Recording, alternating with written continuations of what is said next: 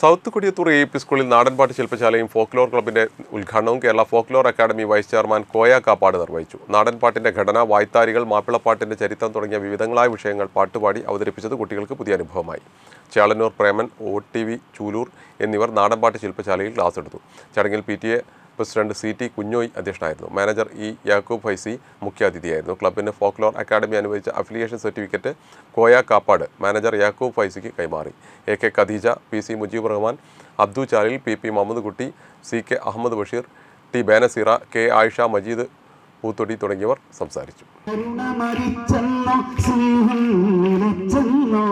കരുണ മരിച്ചെന്നോ സ്നേഹം നിലച്ചെന്നോ തേച്ചുമിടുന്നു വാളുകൾ.